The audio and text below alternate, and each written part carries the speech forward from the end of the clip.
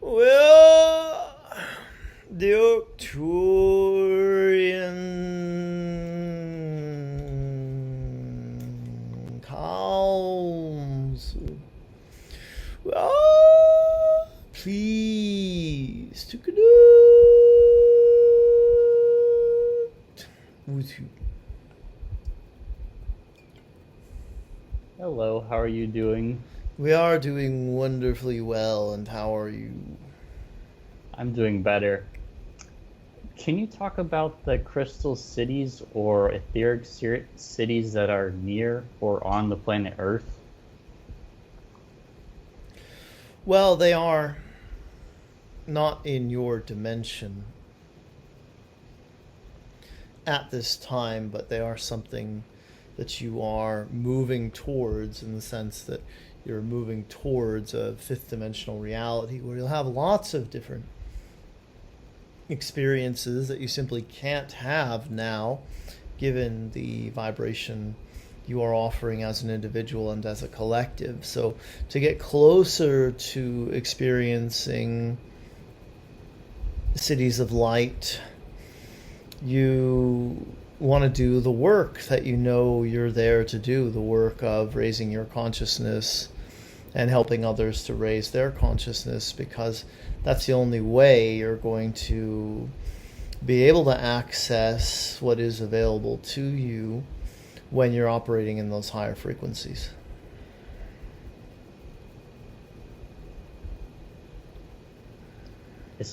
What would be like a cure for cancer? Like, are there going to be medical beds for that, or will we just raise the consciousness high enough where we won't need them? Exactly, because by the time you raise your consciousness to the level where the people who have access to these would then distribute them to the masses, you won't need them. You see, because you'll already have raised your consciousness, your vibration, your frequency to the point where you'll realize that your body is your creation and you can create it to be whatever you want it to be in the moment.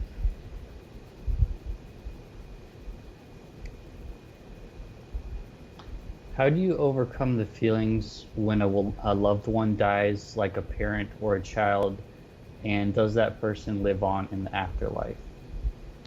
Well, yes, the person definitely lives on. Every consciousness is on a journey, and that journey is never ending. Therefore, even if you take a rock and you smash the rock into bits, the consciousness of that rock continues to exist, continues to experience itself in now a different way. So when a person loses their body, or to put it another way, leaves their body behind, they are continuing to grow and expand in a different dimension than the one that you're in now. And as the person who is mourning the loss of their loved one, they need to allow themselves to feel all the feelings completely. Allow themselves to cry, allow themselves to miss the other person. Only then will they be able to get to that place where they can say, well, I know this person lives on. They live on in my heart, in my memories, in a different dimensional plane that I will someday reach as well, and be able to connect with them when I do. So you're not able to get there right away.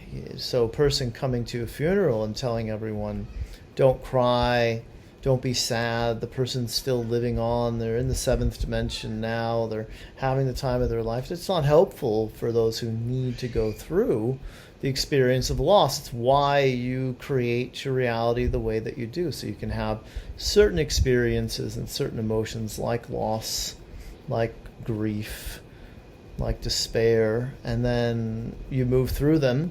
Or to put it another way, they move through you. The energies leave your body, leave your chakras, leave your energy field, and move on.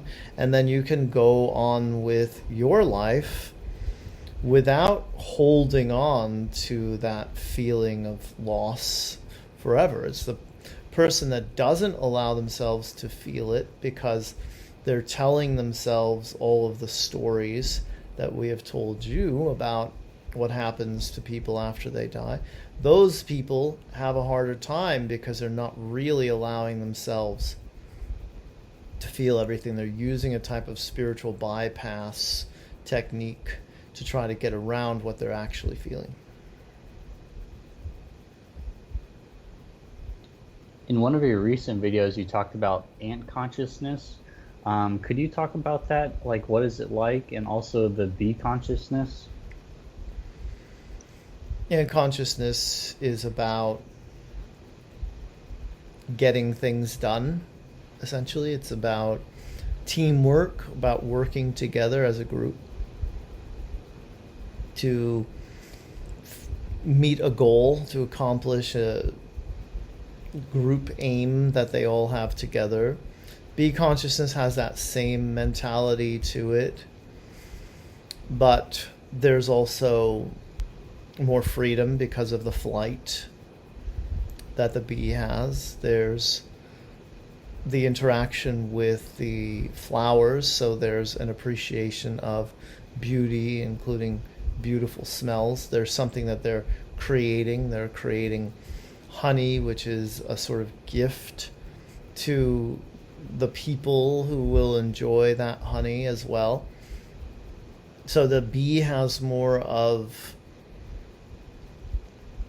a consciousness that you would say is closer to humans, but still has that hive mentality, that need for everyone to be playing their role perfectly in order for the bee community to function in the way that it needs to. And so that's what that experience is all about for the consciousness that chooses bee form.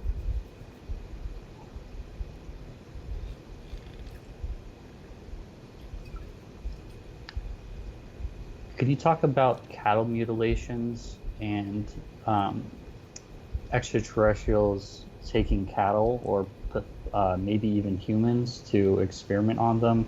Why would they do this, and what organs are they interested in? Well, they're interested, it depends on the ET race in question, depends on what it is they need in that moment or what they're curious about in that moment. The cattle are usually very docile, the ones that they go after, so it's and very exposed, very out there and open to be grabbed up or to be experimented on. They are killed humanely in those instances when you find them there, mutilated. Mutilation's a strong word, but they are killed even more humanely than a person running an organic cattle farm, because the ETs know exactly how to do it. So there's no suffering on the part of the cow, and they're very curious beings. All ETs are curious about life on Earth, what makes you tick. You tend to eat a lot of these animals, which makes them plentiful, and because they're so widely available, you're going to see more of that experimentation than you would on a house cat.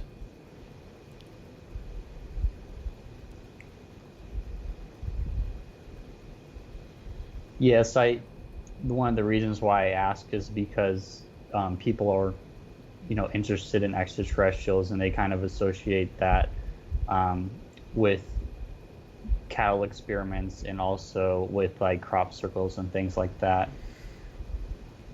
Well, the cattle mutilation, as it's called, is research oriented, but the crop circles are meant to give you something. They're meant to expand your consciousness, to give you an activation of something that you know deep down inside you, but you need to have that particular glyph in order to allow it to rise to the surface. So many mathematicians have looked at crop circles and been able to solve problems or formulas that they've been working on for a long time because of what they were able to, the connections they were able to make as a result of what they were looking at. And that's how symbols can serve all of you, and why it's important to have symbols around that give you the feeling that you want to have inside of you.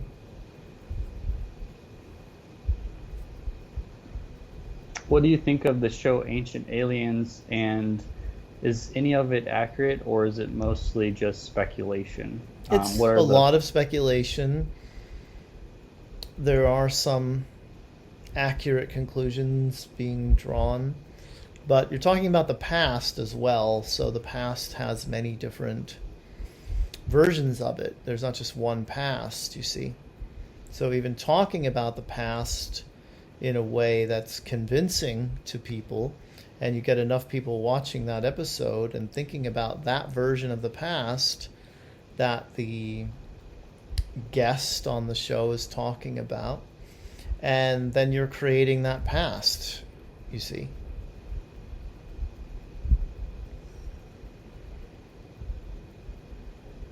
Do you exist outside of time? Yes. It's really hard for me to wrap my head around. Well, then think of us as beings that are non-physical consciousness and are always expanding. So in that sense, we go from a less expanded state to a more expanded state. And if you want to call that the passage of time, you could. Okay.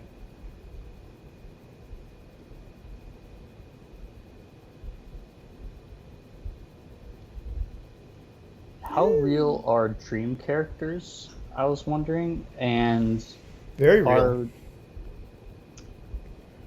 Are dreams just like random firing of neurons in our brain, or are you traveling to the astral plane, or nothing is random in your experience? Not dreams, not anything in your waking reality is random. So you're putting those images there in the same way that ETs will put crop circles in a field to try to get something activated inside of yourself, to get you to heal something, forgive something, process something.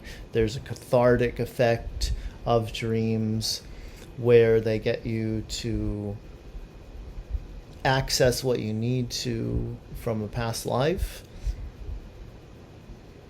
Or they are sometimes telling you the story of your astral travels and what you've been up to at night while your body is resting and your consciousness is out flying around the astral plane seeking experiences.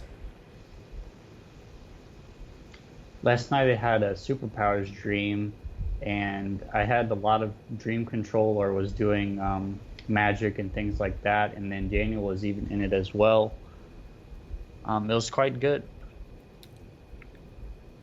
Yes, indeed, that's a good one for you to look at and say, well, obviously I'm doing something right if I'm having this type of dream. That's very true.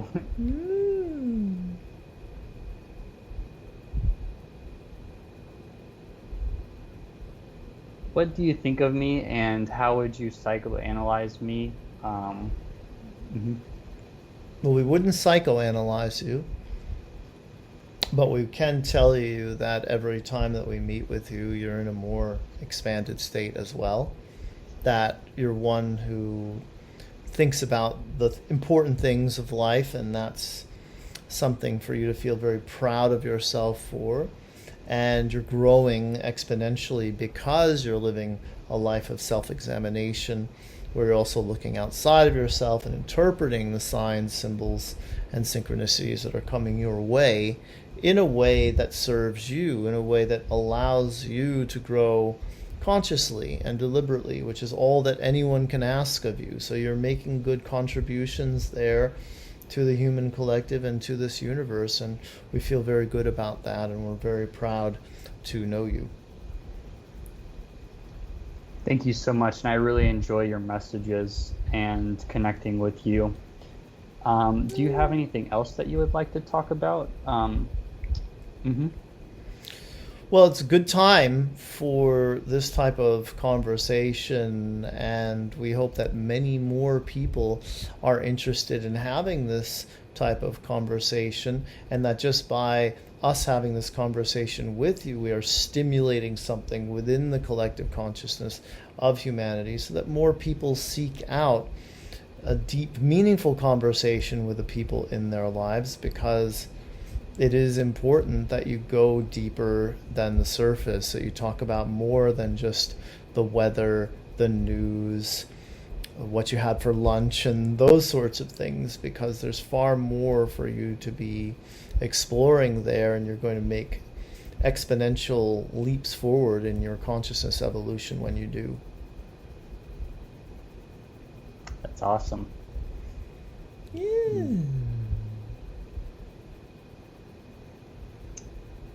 Well, I guess we're pretty low on time. Is there anything you would like to say in closing? We offer you our blessings. We offer those blessings to you and to all human beings.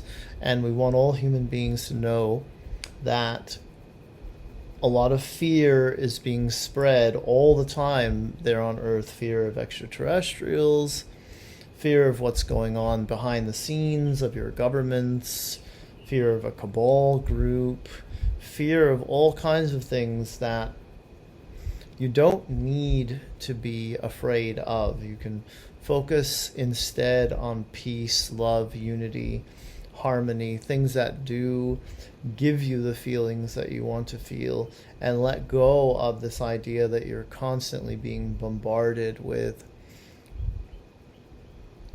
problematic issues coming from outside of you, because everything is ultimately coming from inside of you. And if you can stay focused on the inner realm, you can feel the infinite amount of love that you have inside of each and every heart there on Earth.